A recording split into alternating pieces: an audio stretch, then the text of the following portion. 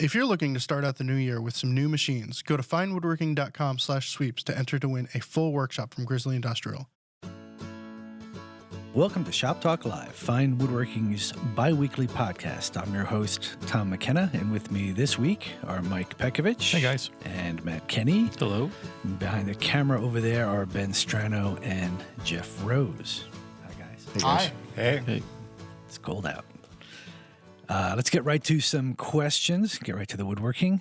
This first one comes from Steven, and Steven says, I have a benchtop planer, but I don't think I'll be able to buy a decent jointer due to space. What is the best way to live without a jointer?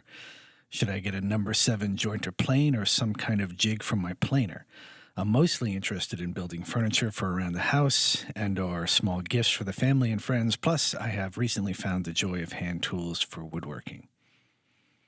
The best place, or the best way to live without a joiner is as a hermit in Patagonia. And we're off.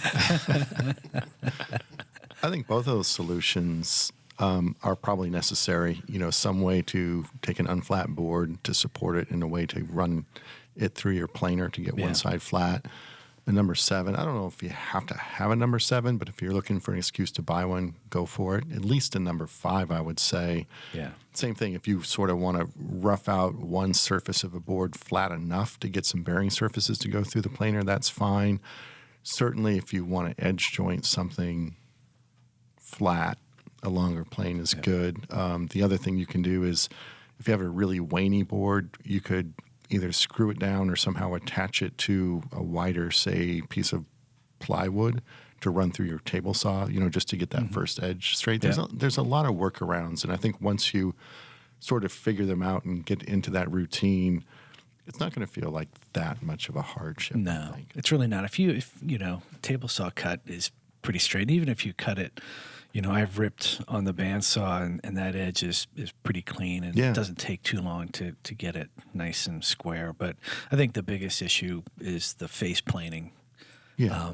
And we've run plenty of tips on how to make a little sled for your planer with, you know, either wedges or some other device to kind of level the board out. Right. And then you run it through, and then you can flip it. I mean, the thing about depending on the size of your work, right? If you're making tables, like dining tables and things like that, you probably need a 7, a longer joiner, right? But the thing is, to run something through a planer, the other face doesn't actually have to be perfectly flat. It should be straight, I would say, along its length. But you could still be a little cupped out in the middle, as long as there's continuous bearing surfaces on both edges. Right. You know, and then you run it through until the top is flat, and then you flip it over and finish flattening the other face. Right. So I don't know. I guess it depends on if, you know I could personally get by with a number 5 and without a joiner. You know, but I would think if you're making longer stuff, you know, you would want to have a number 7 just because the length helps you straighten it. Better. Yeah, I have a very narrow jointer, a 6-inch jointer, so I've run into this problem a lot, and I use my planer a lot for just flattening stock, you know, unless I bring it into our handy-dandy workshop where we have a monster jointer.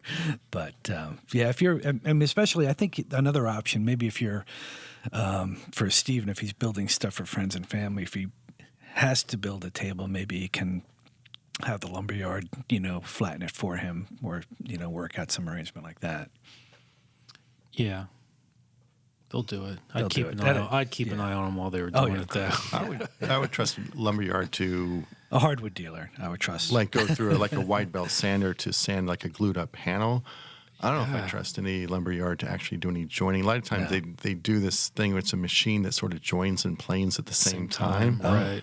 I've seen some banana boards coming out the back side of that thing. Yeah, I'm not so sure. Well, that's good to know. I take it back. I have never actually used that advice. Yeah, I don't know if I would trust a lumberyard to joint something. Yeah.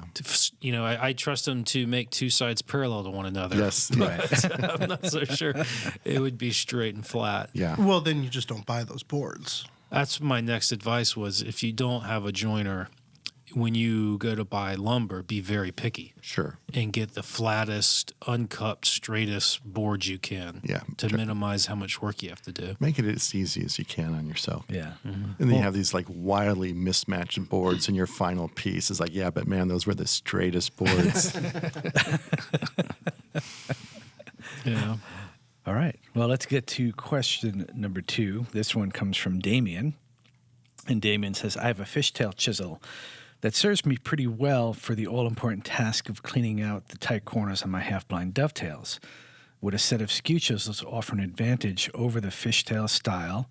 And if so, I would likely buy a couple of 1/4-inch bench chisels and grind in the skews. I don't have a fishtail. I have a fishtail.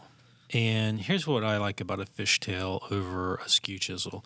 A skew chisel has to be pretty close to the right angle, right? No, it's more. My skew is more like pronounced. greater than whatever I need to do. So it either has to be close to the right angle or more acute. Yeah. Yeah. So that you can get into the corner of a greater variety Yeah. of slopes. Yep. Yeah. Whereas a fishtail, because of the way it's shaped, it's straight across the front, which makes it easier to sharpen.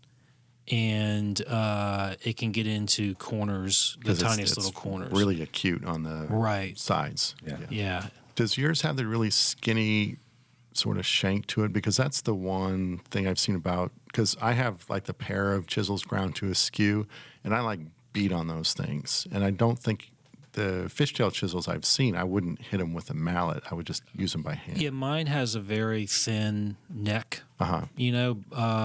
And I would not hit it with something. But again, the thing, I don't know, I guess it depends on, when I'm doing a bunch of half-blind dovetails right now, 7 Yeah. drawers worth they're all small though, and I haven't needed to pound on anything. So the waste that I was able to remove before I started to fit the joints was it left almost nothing. So there's just a little bit of pushing that has to be done. Yeah. But the other advantage about a fishtail chisel, which I know he mentions in the longer version of his question, that most of his tail sockets are pretty wide, but because it has that really thin thing, I can get the fishtail chisel into tail sockets that are not very wide at the narrow side, whereas a skew chisel I wouldn't be able to. Yeah. I think for really small work, that's good. My skews are 3/8 inch. You said you have a pair? Yeah. How big are yours? Mine are big. They're 1/2 inch. Yeah, I could see it with a half. I might be running into those problems. But I also have an 1/8 inch chisel that I use for the same purposes when my skews don't reach in. But you know, most of the time I'm not really pounding on the skew. I'm kind of just digging in the corner, trying to clear out. Right. Your Stuff. skews are just like Buck Brothers. Buck Home Brother, Depot. $5 a piece, because I didn't want to buy an expensive chisel and then And like grind grind it. And you could back when I got them, I think you could get a pair of skew chisels for like $80. It's like, No. But I mean, I work on larger scale pieces. Like if I'm doing half-blind dovetails for, like a regular sized drawer front in white oak or whatever, I tend to remove most of the waste with a router with a straight bit in a fence. So it's sort of, I mount the drawer front vertically in a jig, and I can sort of route into it. And it leaves pretty rounded corners at the insides. Mm-hmm. And to me, if I did that by hand, it would sort of take a while. So I like to be able to have a skew chisel that I can really beat on to really establish that inside corner. Because if a half-blind dovetail doesn't seat well, it's those inside corners. I don't like to goof around with those. The other thing that I've done in the past is to clean that corner up is to come in along the slope side of the socket with a chisel held perpendicular to, so it's on its edge. Yeah. And that way you just come in along that sloped angle, and the bevel will cut right into the corner. And because it's angled back, it doesn't interfere with the, what do you call that other part, like the webbing that connects the two slope sides. You still have to sever the end grain, though. Yeah, and that's where you could use a 1/8 inch chisel. Works like that. Works pretty well there. But Also, I found like in cherry is soft enough to where instead of using a skew chisel, because again, if my stock is mounted vertically and it's already right there, just a knife, like my little marking knife or chip carving knife, I can sort of work into that, sever that end grain into the corner, and then you can just pare everything else out with the chisel. I guess I find myself using my skew chisels less often, unless it's like, tough wood, big old things. Yeah. I think I use mine pretty frequently, especially when dovetailing. But I've also used them for sometimes cleaning out the inside corner of a mortise. I don't have a mortiser. I use a drill press. But that's pretty rare, I think. I know. Do you have a skew, Ben? Nope. No. Okay. I've only also ever done one set of half blinds, and I think I used a knife to clean everything out. If I was doing a lot of them, after watching Bexford, I think I would get a fishtail. Yeah. But thanks. Yeah. All right. Well, let's move on to the first segment. It's time for our all-time favorite tool of all time for this week. You want to go first, Matt? Sure. I'll just carry on from the last question. Fishtail. My fishtail chisel, which I've been cutting a bunch of small drawers, 7 of them. And so there's 2 dovetail sockets on each side. So let's see, that's 28 half-blind dovetail sockets.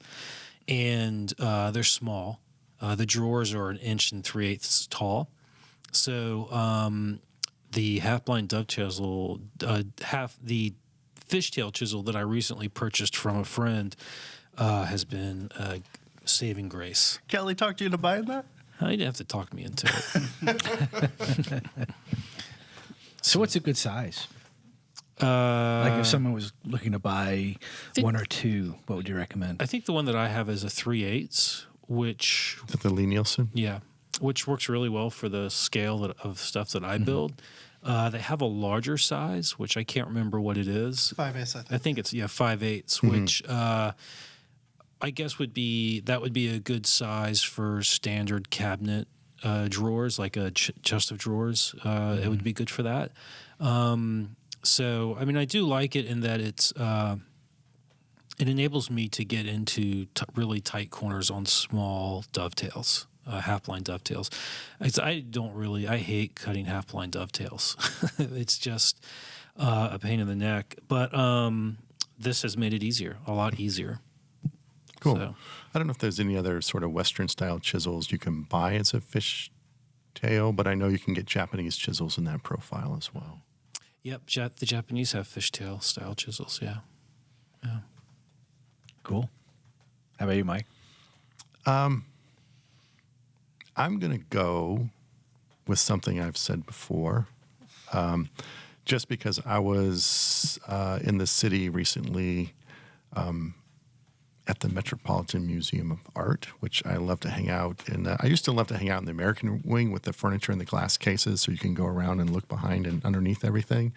However, I've been spending more time in the Chinese little rock garden place where they have a structure reconstructed. It's very similar to like the Frank Lloyd Wright little house room. And they have some like Ming Dynasty furniture and stuff in there. Anyway, the tool that I used specifically was a spiral-bound sketchbook and a nice little thin black marker pen for sketching, which you should have anyway. And I was kind of thinking about it, and I think that I can't remember a piece of furniture that I've made in the last 10 years that didn't start by drawing out about 1 million small sketches first. So of everything, it's probably the most important thing in regard to designing furniture that I have. So I think that's a great tool. I like a 60 to 80 pound weight paper. I like the spiral bound book because you can open it all the way. I think 6 by 9 inches is fine. If you start to get bigger than that, it's kind of big, and smaller than that, it looks kind of cute, but it's too small. I like Pigma micron pens. The 05 size I like. It's like it's nice and fine. It's more like it acts like a technical pen more than a felt pen. Where do you get these supplies? Every single art supply Staples store I go in, Do I you think buy one. they would sell them at Staples, or is it more No, like a not Michael's Staples. kind of thing? They might sell Michael's. micron pens, but you would have to buy a set of them at somewhere like Staples. But Michael's. Yeah, definitely. I've never seen them at Staples, but Michael's, any regular art supply store that you You can get them on Amazon. definitely. You can get them all over on like Dick Blick or Jerry's Artorama. Yeah. Those are two. Yeah. Best name of a company ever. Which one? Both of Jerry's them. Artorama. Yeah. Yeah. That's a great store. If you have one near you, go in there. Got Yeah. everything. Make your head spin. Jerry's. Yeah. Cool. Well, I was going to talk about something that I talked about before, my karate rasps, but we're in the midst of this horrible cold spell where it's barely getting above 5 degrees, and so I'm throwing out my shop heater. And I've talked about my basement shop being pretty temperate. Yeah. But it's this kind of weather where it gets just enough to be a little uncomfortable. So I fire up the heater about a half hour before I get into the shop, and then I can just go down there, and it's kind of a nice 60, 62 degrees. Nice. That's about it. It's pretty boring. Heat is not boring. That's a good thing. I was driving into work today, and the temperature in the car was -1. And I don't think I've ever seen a negative number in my car thermometer before. And I know every time we complain about how cold that is, well, where I live, it's -30. It's like, well, why do you live there? But yeah, this is the kind of cold, though, that just hurts when you're outside in it. Yeah, you can't stay out for very long. It's insane. And it's this kind of cold where I need that little boost of heat just to make it a little more comfortable to be downstairs. Yeah. Yeah, my shop, which is in a garage, with one insulated garage door, it had been staying up around 60 until this recent cold snap. And now, yesterday, it was like 49 degrees in there. So I'm going to have to break out the heater and just heat it up a little before I go in there. Yeah, my garage is uninsulated, so I'm glad I didn't set up a work area out there because it would be unusable in this kind of weather.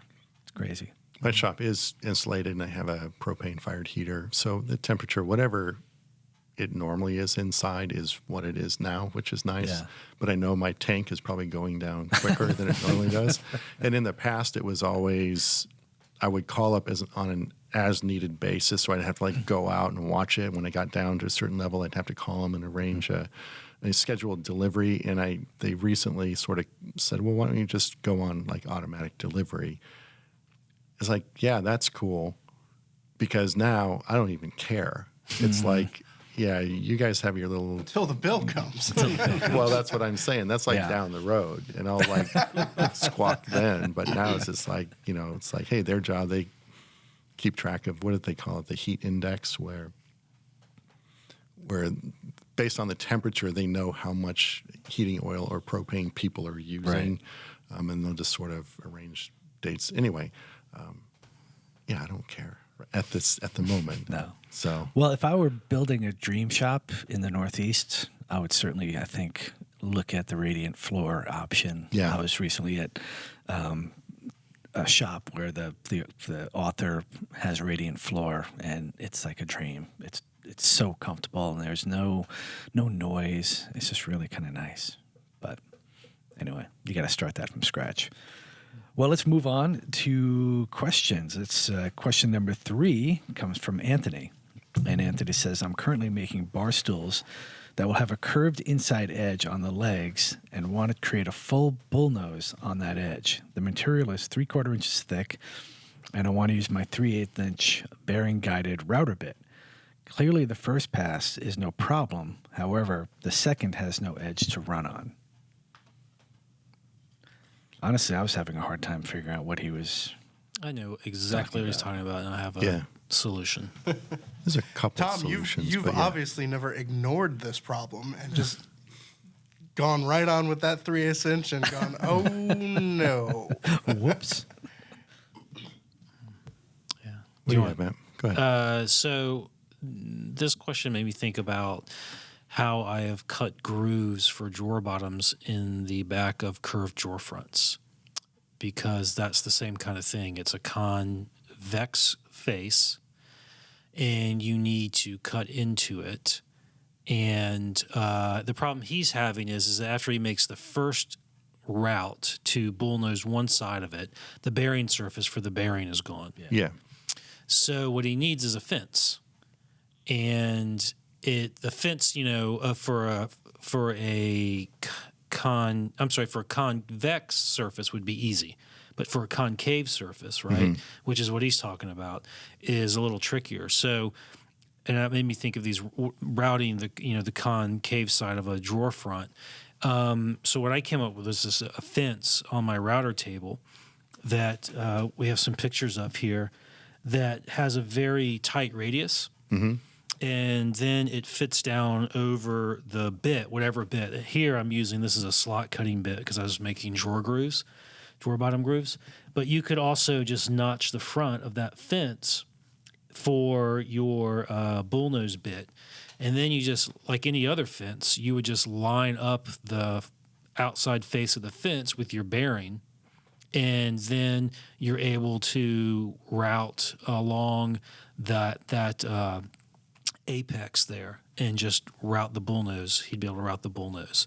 So it's just it's a fence that has a radius to it that's much tighter than the inside radius of your stool legs, and that'll allow you to route both sides of the bullnose. That's cool. Yeah. Yeah. The other option is just buy a bullnose bit, so it's like the full U shape with the bearing, and just treat it like your template routing, and just get, tack on something or tack your leg down to a template with the same curve. Let the bearing ride against the template as you route that surface. Then you don't need to have any bearing surface intact. Do those bullnose bits, though, have bearings on them? I thought they're usually just flat across the top with no bearing. I don't know, you get a bearing. It's cute. Voila. Yeah. Here's the thing. You might want to try this or think about this. They are available. A bullnose profile, for me, when I hear bullnose, it's like it's a true full radius curve. So it's a 3/4 diameter curve on a 3/4 inch thick piece of wood. So you have a curve, and there's a really soft intersection between the flat of the board and then that rounded edge. And I think it gives you visually, it's a really soft transition. So it gives you kind of a, let's say it's sort of a non-crisp look to your work.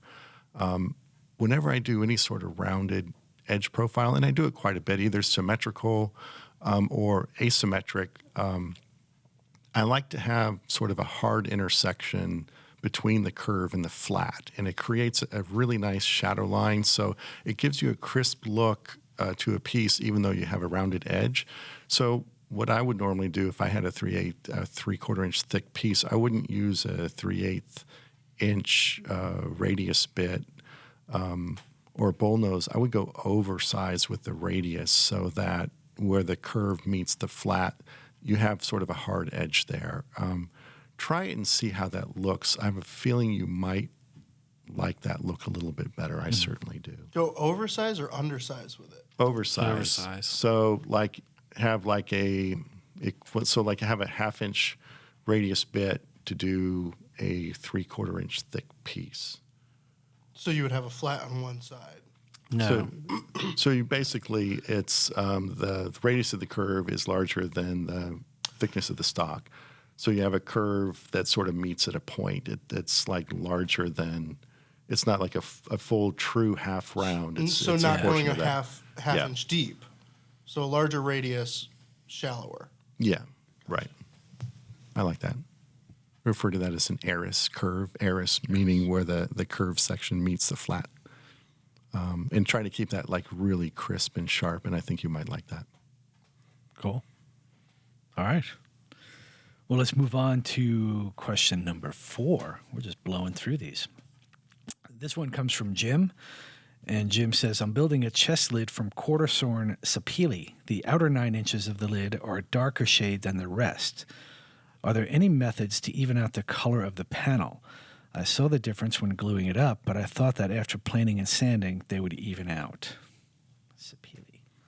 So that sort of maybe answers my initial question. Like, is this a wide board that just has a darker streak in it, or are you gluing up boards of different colors? And it sounded like it might have been a glue up of different color boards. It's glued up. He sent pictures in. It's glued up from multiple boards. Okay. Yeah. I saw one picture and I saw it looked like a streak of sapwood, but I don't think that's what he was referring to. No, it was when he had a couple different photos. I don't know if Ben is going to. But yeah, on one side, a board or two were noticeably different, darker. Not even just darker; they were like a different color. Well, I think yeah. keep the sapwood because that's going to draw your eye more than the slightly mismatched colors on the other side. But assuming you want to, that is not going to either stay or that's going to get colored. I don't know. I hate that situation, especially if it's not what you intend, but it sort of forces you to dyes or something. I mean, one way is just, hey, it's 2 different boards. It just is, and they're glued up. And the reality is you have a panel made from 2 different boards that are glued up. So what are you trying to hide there? It's okay. I think it's, in one way, it's just okay. How does sapele age? Well, so what I was going to suggest is, let it oxidize for a while. And see how it looks. It'll get darker. Sapele will, just because sapele is related to mahogany. Yeah, so it'll get darker and redder over time. It'll get darker and redder, and it might even out enough. You could also try things like just because shellac's not that hard to clean up afterwards. So put a coat of shellac on it and see what happens. Yeah. Do they even out? Does it get noticeably darker under shellac? You could even just try it with mineral spirits. Although mineral spirits will almost certainly just it'll dark. Well, I don't know. Put mineral spirits on it and see how even it is after you darken all of it. Yeah. And just see what happens with it naturally. Because sapele does get darker with age, and there's a chance that would just even out on its own. But it's not just that it's darker; it is different colors. There are streaks in there. Yeah, there's streaks, and I don't think any of that is sapwood though. But because usually sapele doesn't have sapwood because the trees are so big and wide that they can cut them up without sap. So it's kind of hard to guess what that's going to do. I'd be inclined to follow what Mike says and just kind of let it be, because I'd hate to get into a situation where I'm starting to try to fix the colors or match colors, and then if you make a mistake and overdo it, or I think you could almost make the problem worse if you end up chasing your tail. One way that's really forgiving. So if I do want to resort to let's say a dye, I'll pick something which is pretty subtle and not really adding a lot of color. Rather than just trying to dye one section and leave the other bare, I would dye the entire surface, but come back and hit that lighter surface again, just to sort of get you in the ballpark. The other thing to do is go with a glaze, which is basically it's a stain on top of a sealed surface. So you could seal the whole thing with a coat of shellac, and then go back in with an oil-based stain that you can kind of wipe on. And then basically you can wipe that all the way to dry if you want to. So you can sort of leave it a little heavier on the lighter wood, but then just sort of lighten up on the darker wood. And because, to Matt's point, if they're sort of 2 different tones, 2 different colors, if you go over with a stain that's uniform across the top, it's not that you're going to match those colors exactly, but because you basically have an even colored tint over those 2 tones, it's going to unify it. And I think that the key is, once you start looking at this and you're paying attention as you're working on it, you're going to keep looking, and you're going to try to make it perfect, and you'll never make it perfect. So just do something and then just kind of say, okay, I addressed it. Whatever it is going to be what it is, and then just get on with it. And I have a feeling once the piece is done, there's going to be so many other things that the eye is attracted to other than that one glue joint that it's probably going to be fine, and don't tell anybody about it, and they won't notice it either. Yeah. Right. Yeah, I mean, that's another issue with trying to correct this with coloring is that the color changes along a perfectly straight glue line. Yes. It is a hard difference. And I just don't, I mean, I know I could, maybe a professional finisher could go along that hard glue line and change the color on one side but not the other and have it look natural. Yeah. I think it's more if you can create some sort of a less hard transition between the two, that would definitely help. Mm-hmm. Hi, Ben. Hi. All right, it's time for segment number 2, Smooth Move. How about you, Mike? You want to go first? Sure. I would just say in general, okay, we all have cell phones at this point.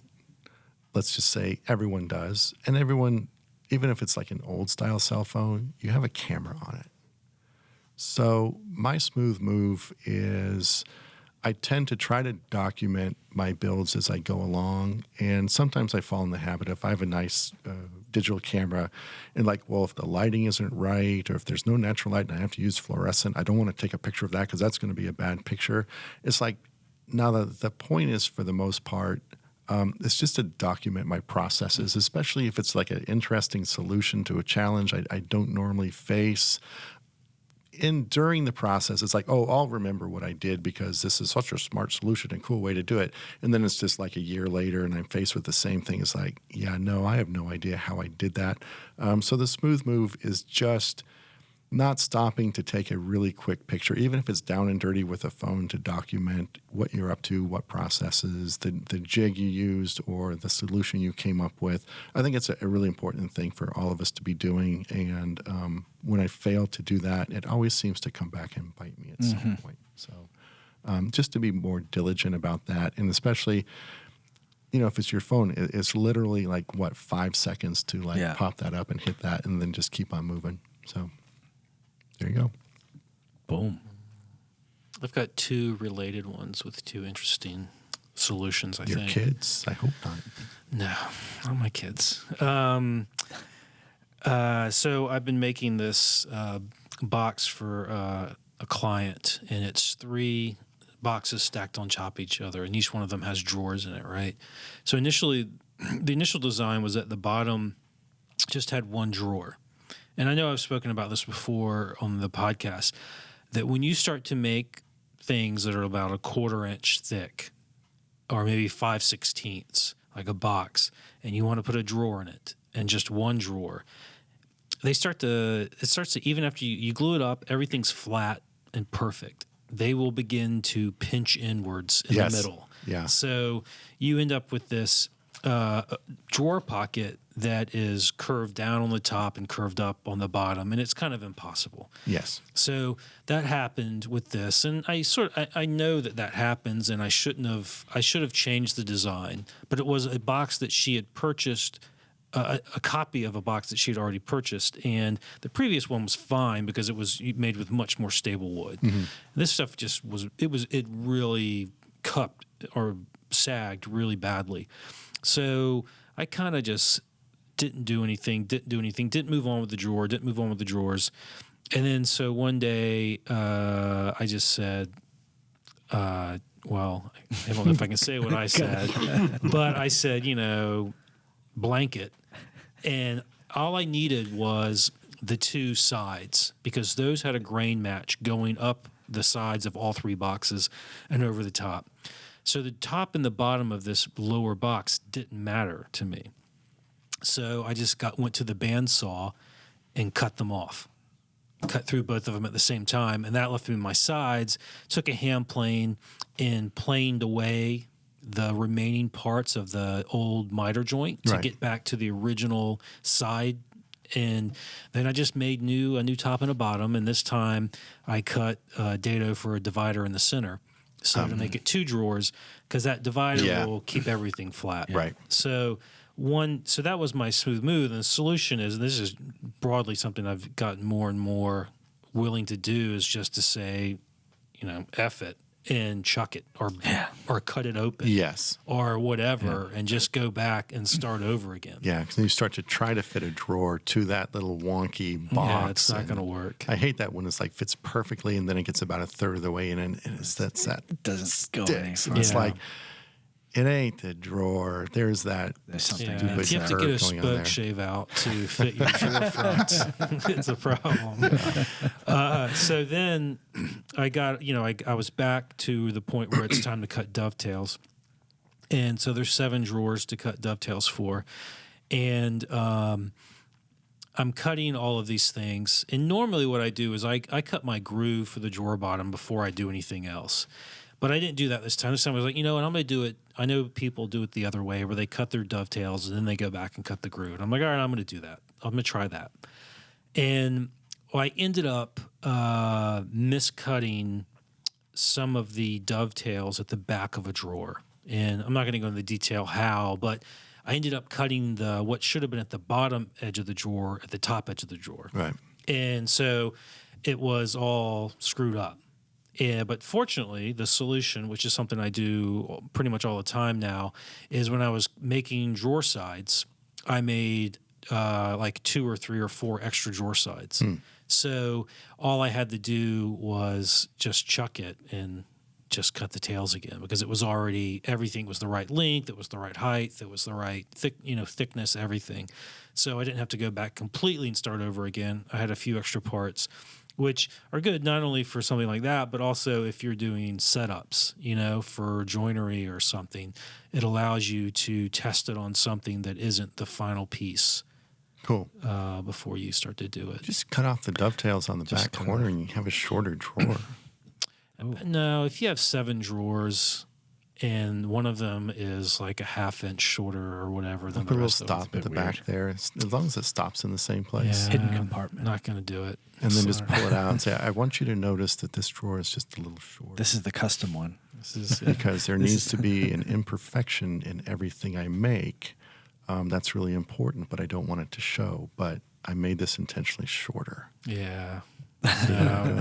If I had already cut my half-blind dovetails at the front, that drawer's getting shorter.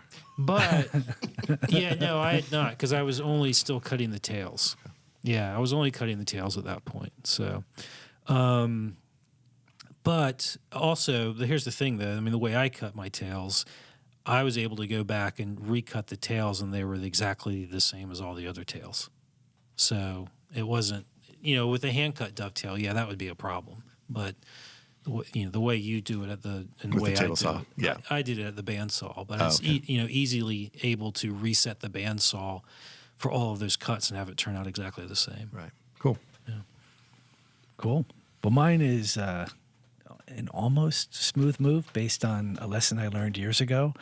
But the only shop time I've had in the past few weeks was to take a 1-inch chisel. I have a little a butt chisel, a 1-inch butt chisel that I wanted to resharpen and get honed up. And I'd gotten it all through all the sharpening grits. And I was just holding it and checking it out, and I lost its grip, and it kind of fell to the floor. And years ago, I was doing the same thing with a plane blade, and I dropped it, and I went to catch it because the reflex was catch stupid thing, and I stabbed myself. So my almost smooth move was, I actually had the memory or muscle memory not to try to catch the chisel, and unfortunately, I had to regrind the whole thing. It chipped the whole corner out and kind of made me angry, but I was intact. So don't try to catch your things. Yeah. So I have a related story. I learned that lesson the hard way. When I was in college, I guess, I'd gone back home and went to my first job ever was at a restaurant that made really good pizzas, and they had a grill for like burgers and chicken sandwiches. And I was the pizza cook. End of the night comes, and I got to cover up all the stuff in the prep table and the prep cooler that is where, so you can pull pepperoni or whatever out and make the pizza. All that gets covered with like a 2-foot wide piece of saran wrap. And it's in a giant industrial saran wrap dispenser. Oh my God. Right? So it has one of those long serrated Oh, yeah. knives on it. So I set it down. I set that whole big cardboard box of saran wrap with a giant serrated knife on it down onto the prep counter at the pizza station, and it starts to slide off. And I put my hand out instinctively to grab it and stop it. And that knife just, I don't know how much of it, but a whole long section of it just ran all the way through one of my fingers. Fortunately, it was only one finger, but unfortunately, it was only 2 stitches. So it wasn't that bad. But it's a really ragged It's cut. a nasty cut. It was not pleasant. No, And that's the awful. worst part about it all, so this is why you definitely don't. So I go there to the emergency room to get sewn up, right? And so they have to do anesthesia. So, well, it turns out when they're going to numb your finger, what they do is they put that needle Oh, yeah. in between in between your fingers on either side. Oh, it feels great. And it felt like the needle went all the way up to my elbow. That's how painful it was. So that's why you don't reach out to grab sharp things. Yeah, You do don't not do it. want to have that experience. I don't think I ever reach out with my hand, but I'm the instinctive stick my foot out. Me too. That's from playing too much hacky sack. And I just want to break the fall, just decrease Slow the it down. momentum a little bit. Yeah. Yeah, when I did it the first time with the plane blade, I remember it hit me, and I knew right away. Yeah. I just clutched my hand, and I was like, "Oh, that's really bad. That's really Yeah. bad." And I didn't want to look. I just went upstairs and had to wash it. I didn't suck it up and go to the hospital. I probably could have used a couple stitches for that one, but Super glue. Well, this was, back in the 40s. Didn't have super glue. Should have been All right. early 90s. let's get back to some fun questions. This one, who's this from, Ben? The dovetail swelling? Anyway, this is from Anonymous. Oh, Jim Bob. we'll say Bart. We'll say Bart. Okay. Bart says, recently I had my dovetail swell after planing them flush and applying shellac. Have you ever had this happen? And if so, what did you do about it? I've never had that happen. Yes. And that is why all my dovetails are proud. Don't fight it because it's going to get there, whether it's the first coat of shellac or after your first heating season. Your dovetails are never going to stay even. Oh, yeah, you're right. That it has happened to me, but it was too late to fix. Yeah. But in this particular case, so okay, let's say that's not your solution. Shellac really should not. If anything, all you have to do is lightly sand it. It shouldn't swell them so much that you have to go back at them with a hand plane or something. It probably feels rougher than it actually is. The picture he sent does not look like shellac, so Yeah. Well, okay, so And also the problem there is that it's white pine, or it's just pine, Looks which like is going to oak. swell more than. It doesn't look like oak, does it? I couldn't tell. At first, I thought it was like white quarter pine sawn with white a oak, with a but stain. yeah, it looks like maybe. It's pine with mission oak stain.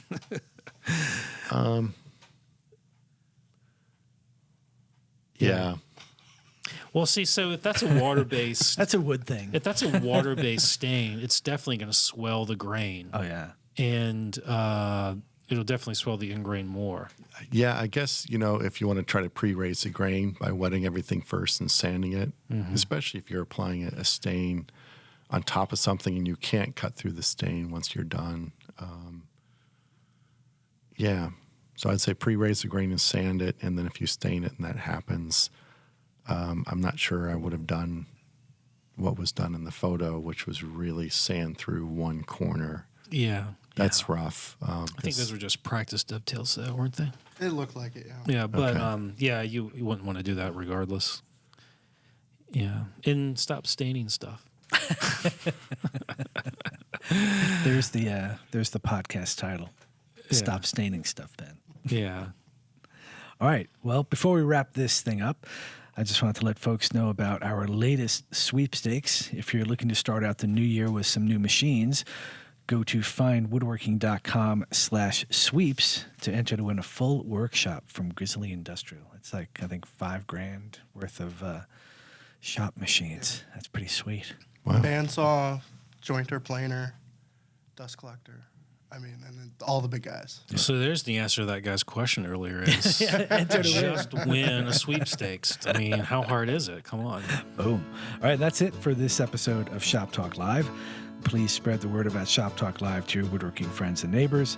Shop Talk Live is dependent on your questions and comments, so make sure to send them into shoptalk@taunton.com.